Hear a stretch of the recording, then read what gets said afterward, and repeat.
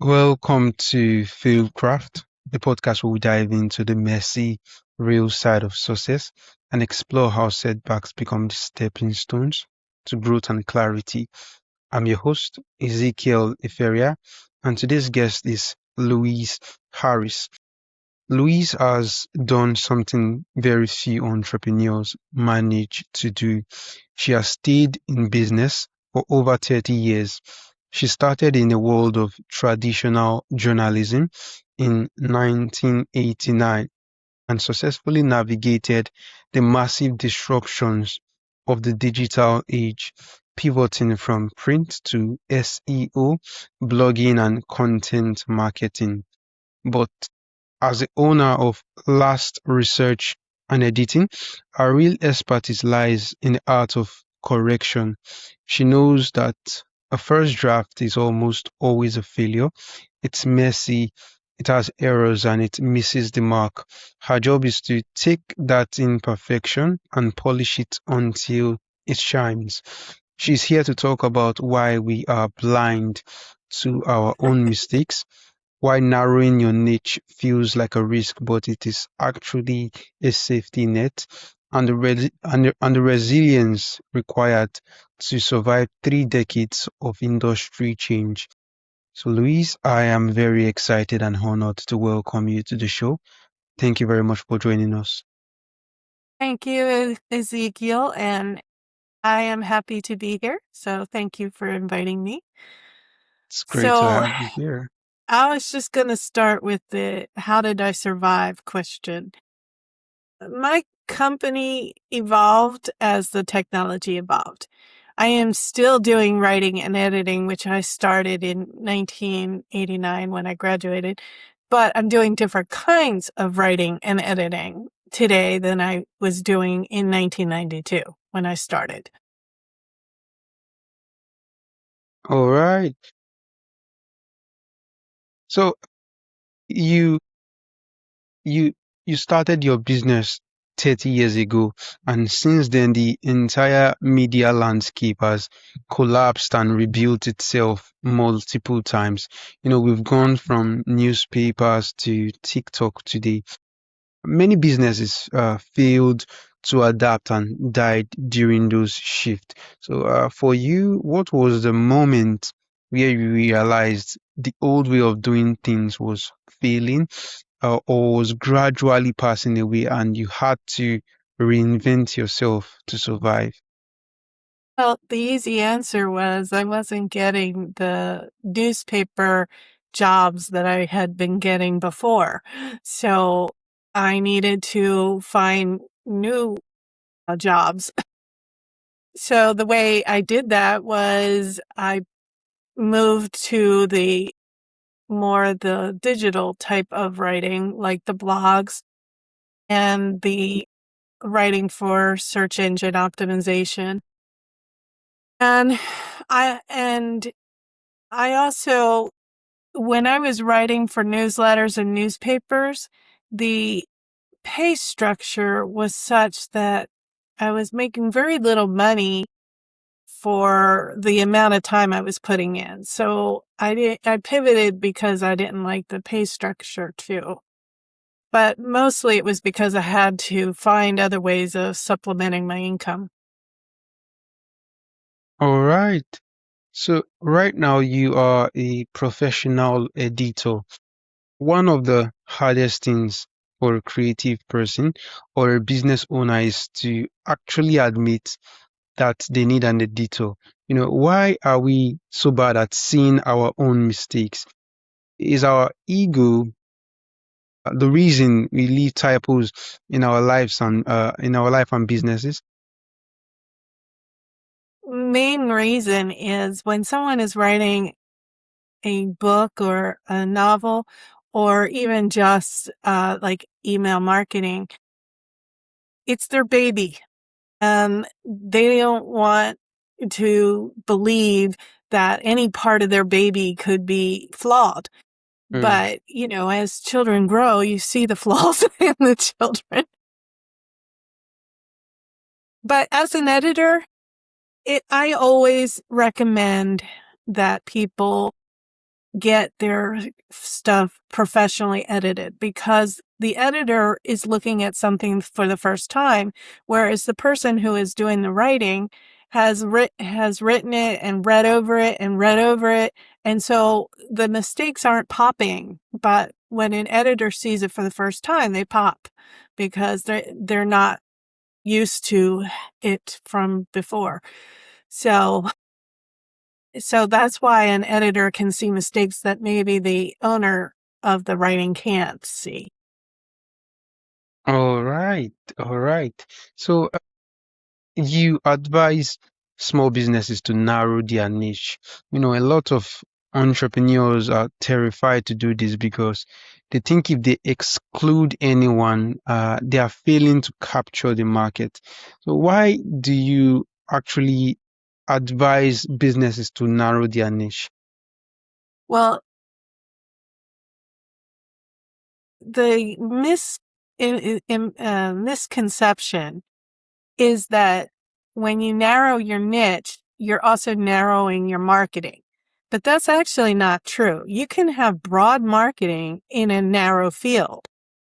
And I think the reason people they want to throw out the wide net because they think their services belong to everyone, which they don't. You have to make a target market. But they want to make sure that they're always having money coming in. But if you actually market broadly to a narrow niche, you'll get more money than if you cast the wide net. Often meet entrepreneurs who will say, well, my health product will make everyone feel better. And then I say to them, well, who is buying it right now? Is it women or is it men? And then they'll tell me an answer. And then I'll say, and how old are they? And then they'll tell me an answer. And then by the time I'm done asking all the questions, I've already figured out their narrow niche of women over 40 who have health issues. Those are the ones that would be the target market and not the broad net. So then I recommend how to market to that group. All right, all right. So these you are the owner of Last Research and Editing. So can you give us an overview of what it's about and just generally walk us through the services you provide for clients? Provide writing and editing services. And I have in the past done any kind of writing, social media, email marketing, blogs, newspaper articles, newsletters. But as I've gotten older, I've narrowed my focus a little bit to things that I enjoy, like the blog writing and the press releases, things that I can do well, like the press releases, and then books that I can do well, and things that I like to read, which are the books and the novels. But I do offer email marketing. I do offer social media marketing. I do offer content strategy. And I do offer newsletter writing. So it depends on what the client wants and needs. But I do try to focus the areas on the things that make me happy. All right, all right. Ernest Hemingway famously said that the first draft of anything is garbage. So do you view the editing process as fixing a failure, or is the messy first draft just a necessary part of the process that we actually should not be ashamed of? You definitely don't want to be afraid. Often a lot of people are afraid to put anything on paper because they don't think it will be very good. And an editor usually does not see the first draft. Usually the first draft is written and then the writer reads through it and says, oh my God, this is garbage, and then rewrites it. And then the editor usually gets the second or third draft. So and no, I do not ever think that something that someone sends to me is garbage. Usually I think that it just needs work, and I am the one who can fix it and make it a whole lot better so that I present their best work. That's always my goal, is to help that person succeed. All right, all right. A really great response there, Louise. So, for the listener who has written a book, a business plan, or a website copy, but is terrified to hit publish because they are afraid of being criticized. So, what's the one thing they need to check before they release it to the world? Everybody gets criticized. If you're an athlete, you're going to get criticized in the beginning. If you're a dancer, you're going to get criticized in the beginning. If you're an artist, you're going to get criticized in the beginning. It's just part of life that you will have to go through the criticisms, and they're not always bad. Sometimes the criticisms are there to help you get better. And if you don't have those criticisms, you'll think you're great, and then you're find out at the wrong moment that you're not great. So you shouldn't be afraid of the criticisms either. You should accept them as long as the person giving the criticism is doing it professionally and with care to the person who is receiving them, and not just right out rejecting it with harsh words. As long as that's the case, then you should be open to what the person has to tell you and take it to fix whatever they see is wrong with you. And I've had a lot of people throughout my career tell me that they need things different, that I do have a flaw in this area, or I have a flaw in that area, and I should write it differently. And when I was in my 20s, it hurt. But now that now that I'm older, I realize why it was important to have those setbacks and criticisms. All right, all right. So, Louise, I'd like to confirm, have you authored or co-authored any book in the past?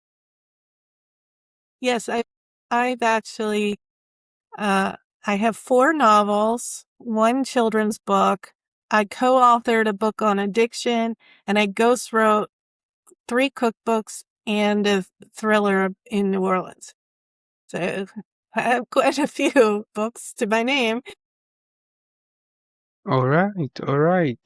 It's great to actually know. I didn't really, from the information I read about you, I was, just trying to check maybe if I'll see any of the book title, but I couldn't find any. But I just had this instinct that you would have authored or co-authored some books. So I'd like to ask you a personal one. After 30 years of editing other people's words and navigating your own business journey, and even authoring and co-authoring your own books, I'd like to know, what does being successful truly mean to you now? Being successful, well, there's different meanings of success. I think that success is doing what makes you happy. And I've always known that I wanted to be in this field. Every day I enjoy what I do. There are days, there are clients that I struggle with, but for the most part, I'm happy with what I do every day. And I enjoy getting up and going to my computer every day. And I think when you're successful, and then you have that feeling, then that makes life even better in your other areas. So therefore I can enjoy my time when I'm not working, because I do enjoy what I do. So All that right, all was right. a long way of saying your answer. I don't even know if I answered your question, but You sure did. You sure did. That was a really great response. So, lastly, Louise, for our listeners who want to find your books, hire you for editing or connect with you. So where is the best place for them to go? My website is lastresearchandediting.com. My Amazon is amazon.com/author/Louise Harris. And they can also call me or email me. All right. Both of them are on my website. Great. Thank you very much for sharing that with us, Louise. It's been a really great time having a conversation with you, and I'm very excited to have you on the show today. I enjoyed being here, and thank you. And tell your listeners, have a great day.